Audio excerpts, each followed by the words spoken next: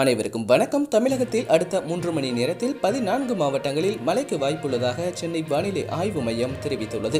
கிழக்கு திசை காற்றின் வேக மாறுபாடு காரணமாக இன்று தமிழக கடலோர மாவட்டங்கள், அதனை ஒட்டிய மாவட்டங்கள் மற்றும் புதுச்சேரி, காரைக்கால் பகுதிகளில் ஓரிரு இடங்களில் லேசானது முதல் மிதமான மழை பெய்யக்கூடும்.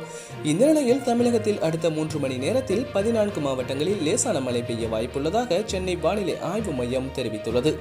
அதன்படி திருவள்ளூர், சென்னை, செங்கல்பட்டு, காஞ்சிபுரம், விழுப்புரம், தஞ்சாவூர், திருவாரூர், நாகப்பட்டினம், மயிலாடுதுறை, புதுக்கோட்டை, திருச்சி, சிவகங்கை, ராமநாதபுரம் மற்றும் காரைக்கால் ஆகிய 14 மாவட்டங்களில் லேசான மழைக்கு வாய்ப்புள்ளதாக சென்னை வானிலை ஆய்வு மையம் தெரிவித்துள்ளது.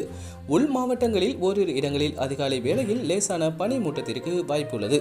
நீலகிரி மாவட்டத்தின் மலைப்பகுதிகளில் இரவு நேரங்களில் ஓரிரு இடங்களில் உறைபனிக்கு வாய்ப்புள்ளது.